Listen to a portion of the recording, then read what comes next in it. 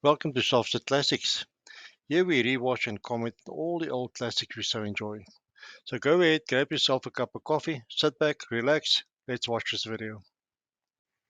In this video we have a female SovCit who ran the red light and she got pulled over. Well, the reason for running a red light, she says, is she had to go to the bathroom.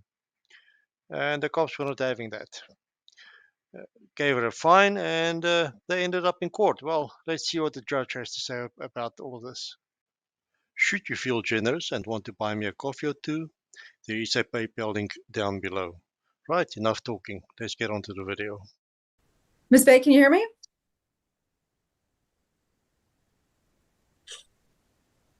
Yes. Okay. All right, I can hear you too. All right, this is 240P01688. This is the People versus Lita Bay. Officer Milosh, would you please state your name? Yes, ma'am. First name Nathan, Nathan. Last Milosh, Mloche. And Ms. Bay, would you please state your name? I'm the executrix of the estate for Lita Bay. Now, interestingly enough, with this type of thing, some judges at this point in time will say, if you are not the person that I want to have in front of me, if you represent this person and you are not a lawyer, then I cannot talk to you because you are not the person. I need the person in front of me. And I actually agree with that. She's not the representative of, she is, or she's not, one of the two. And very interesting how different judges, they handle this type of situation. All right, so we're here today for, looks like a ticket that was issued back on July 14th of 2024. All right, Officer Milosh, it's the government's burden. So you'll go first. Raise your right hand. Do you solemnly swear or affirm the testimony you're about to give is the truth and nothing but the truth under the penalties of perjury? I do. All right. So what can you tell me about the ticket that was issued on July 14th, 2024 to Lita Bay at Coolidge and Pearson in the city of Oak Park?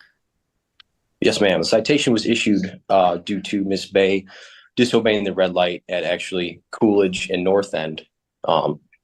Once we got through that intersection, Miss Bay did come to a stop at Coolidge and Pearson. And then once that light cycled through, I initiated a traffic stop just north of Pearson, just south of Albany on Coolidge there at about approximately 10:45 p.m. At that time, I went up to speak to Miss Bay. Initially, she refused. She did provide a license and eventually started speaking with me. Returned to my patrol vehicle, at which time she exited her vehicle, went to the rear of her vehicle, opened up her trunk. Went up to speak with her and escort her back to her seat in her car, at which point she started resisting. So my fellow officer and I took her to the front of my car, spoke with her, initially handcuffed for officer safety. We released her without charging her for the misdemeanor for resisting and obstructing, and we just went with the disobey red light. And actually at minute 158 of my body cam, Miss Bay does admit to the infraction of disobeying the red light, stating she had to use the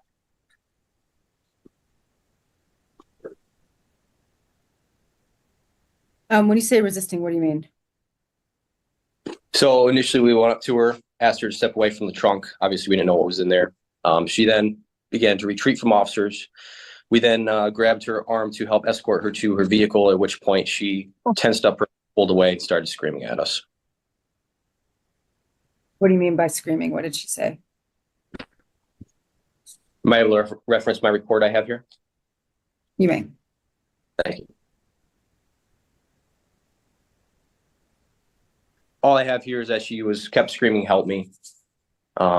Initially, when she was in her vehicle, she stated she didn't want to speak with us and that we were forcing her to say things against her will, and that she was nervous because we had our sidearms and we were near her children.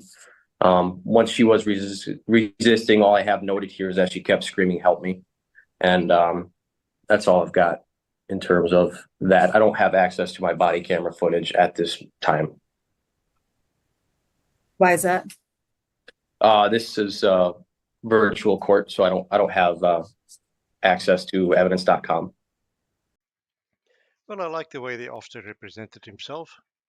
He was clear, he was concise. There wasn't any hype, nothing unnecessary. I think he told it like it was, and very credible, I think. Let's see what her testimony is. All right, and Miss Bay?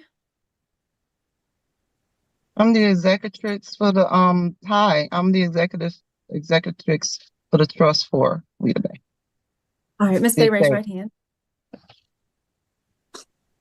Do you solemnly swear or affirm that the testimony you're about to give is the truth and nothing but the truth under the penalties of perjury? I do. All right. What can you tell me about the ticket that was issued to you? Your Honor, I actually put in paperwork and asked for discovery, and I was advised that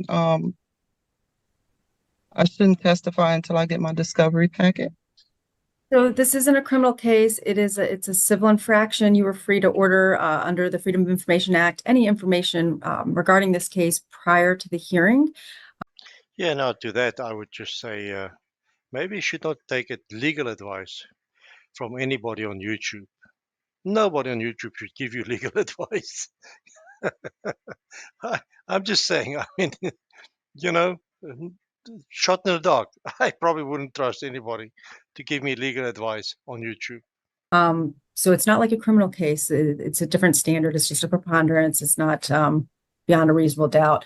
But you most certainly would have had access to that if you just FOIA'd the report or the body cam in this case. But we are having the hearing today, and you're free to give me your side of the story if you so choose. On the day in question, I went through a red light. I had to use the bathroom, like really desperately. I had 3 teenagers in a car with me. And when the officers approached my vehicle, touching their sidearms, my daughter had the identification, and I explained to them that this was a trust situation, and they didn't care. She was terrified, and she ended up taking out my ID because she did not want us to get killed or beat up or anything. You see, this irritates me. It irritates me to no end. How many officers are out there doing their duty that are not armed? They have their firearms on their side, and they're trained in that. Why would they pose a risk to you? It's I don't know, man. This kind of thing irritates the life out of me. To me, anyway. I think it's fine for an officer to have a firearm on his side. He should have that. That's just part of the job. And you know that. You know that. Because things have happened to family members. I didn't want to get tased. She didn't want us to get tased or beaten or killed. So she ended up taking out my ID because I did not have to identify. It was not a situation for identifying, but we were forced to because of the guns and stuff. And my children were terrified. My son's girlfriend was in the car. She was terrified. I told him it was a trust situation. And I told him I had to use the restroom. And because he said something about me going through the red light, which there was no traffic. The traffic light is to direct traffic. There was no traffic. I really had to go, and I was really trying to get to the destination because I have a medical condition that's life-threatening right now. So I explained it was a trust, and they went to the car, and I got out to get tissue out my car, which I have a receipt and a picture that I did have tissue in my car. I was going to use the bathroom on the side of a house or wherever because I was not going to expose myself to waste matter with my blood condition. They came up to me and it was like, ma'am, what are you doing? They all rushed towards me. They all grabbed me. Then all of a sudden, somebody had their hands between my legs, brisket touching me, my breasts, searching me. They pushed me up against the car. They put cuffs on me in front of my children. Yeah, I'm willing to bet that they put cuffs on you in front of your children because of your behavior in front of your children. I think that's why they put cuffs on you. Now, I might be wrong. Might be totally wrong. We need a video for that. But I'm willing to bet that they did that because of your behavior. Your behavior caused them to put cuffs on you in front of your children. Therefore, you are responsible for that action, not them. They are just trying to protect themselves. They put me in the back of the car. I was screaming for help. They went up to the car and they were taunting my son in front of his girlfriend and his little sister who looks up to him. Like, I said, I just had to use the bathroom. I asked them nicely. I said, can you please just sit me on the ground? I do not want to waste inside of your car. I wasted myself in my car once I got back in my car after they put me in the back of the car. So that's what happened on that day. And I asked the officers, how would you want your mother handled? I'm an older woman. And he did this in front of my children. I went to the temple earlier that day, a sacred in the Hindu temple, and did sacred rituals. Wasn't nobody supposed to be touching me. And somebody just came up to me and was touching between my legs and my breast. And I don't know where they came from, and they were all surrounding me. Well, I suppose it all started with you not obeying traffic laws, right?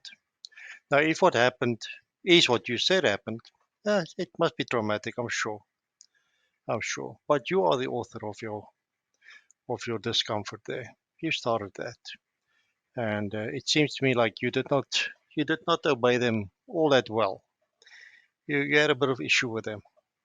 And that's what it looks like. I don't know. I haven't seen a video. It just sounds like that to me, based on what the officer told us and what you're telling us. Now, I could be totally wrong, but it does sound like that. Traumatic for you? I cannot argue that point. Unfortunate? 100%. Your fault? Absolutely. Anything else you want to say, Ms. Bay? I was screaming for help because I was terrified for my life. I was not guilty of anything, but needing to use the bathroom and not wanting to soil myself. I just wanted to get to my destination, which was off of Oneida and 9 Mile, which literally 2 minutes away. I did not make it. It does look like the judge is sympathetic towards this woman's story, right? And a lot of it, what you said, it's very possible that it's true for her. It might be very true for her. But at the end of the day, what happened here is her fault. She's the author of that unfortunate situation, not the cops. They are doing their job. And that is just what it is. That is what it is, unfortunately. Okay. All right, the court has heard the testimony from Officer Milosh and from Ms. Bay in this case. The standard is a preponderance of evidence. Mr. Milosh testified that he saw Ms. Bay run the red light at Coolidge and North End. Ms. Bay acknowledged running the red light in question in this case.